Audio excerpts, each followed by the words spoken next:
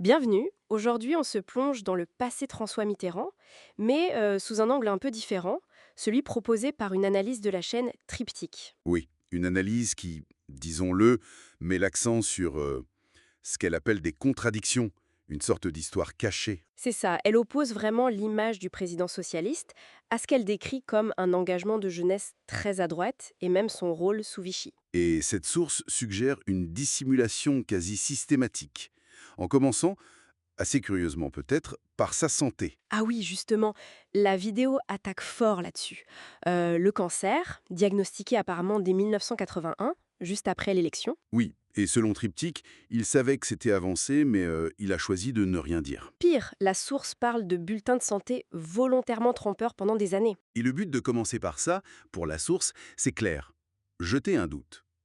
Un doute sur la fiabilité de Mitterrand pour raconter son propre passé. Une sorte de clé de lecture, en fait. Si on a caché ça, qu'a-t-on caché d'autre? Exactement.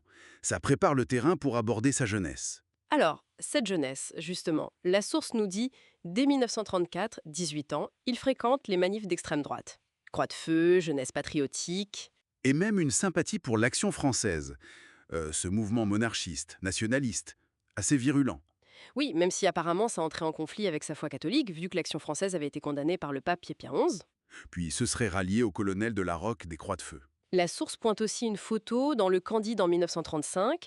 Il serait à une manif contre les métèques, les étudiants étrangers en médecine, qualifiés de xénophobes donc. Puis une autre manif en 1936 contre un prof, Gaston Guézé, qui critiquait Mussolini et l'invasion de l'Éthiopie. Et là, l'interprétation de Triptyque, c'est penchant fascisant, colonialiste. Il aurait aussi écrit pour l'Écho de Paris, un journal. Conservateur, anti-front populaire, oui. Ce qui est frappant, c'est que la source ne dit pas erreur de jeunesse. Non, pas du tout. Elle présente ça comme de vraies convictions de l'époque. D'où le contraste saisissant avec le Mitterrand socialiste qu'on connaîtra plus tard. Ensuite, la guerre. Mobilisation, capture en 40, prisonnier en Allemagne. Et là, la source note que ces lettres de captivité, pas de traces d'antinazisme. Hmm. Et puis l'évasion, en décembre 41, Mitterrand a parlé de 600 kilomètres à pied. Oui, une image forte. Très forte. Mais la source souligne le manque de détails sur l'évasion elle-même. Ce flou, pour eux, est suspect. Quand il y a du flou, c'est qu'il y a un loup, cite la vidéo. Ouais, Ça laisse planer un doute sur l'héroïsme de l'acte, en gros. voilà. Et après l'évasion, début 42, il retourne où? À Vichy. Et là, selon Triptyque, il admire Pétain. Une lettre le décrirait comme magnifique, une statue de marbre. Carrément. Il travaille ensuite pour des organismes de Vichy, la Légion des combattants, puis le commissariat au reclassement des prisonniers. Et une autre lettre citée d'avril 42 où il préconiserait des milices contre les ennemis intérieurs. Le point culminant de cette période, selon la source, c'est la Francisque, reçue au printemps 43. Ah oui, la décoration de Vichy. Et elle n'était pas donnée comme ça, hein. Il fallait Non. prêter serment. Exactement. Je fais don de ma personne au maréchal Pétain. C'est un engagement fort. Et puis, fin 43, le basculement vers la résistance. Comment la source interprète ça?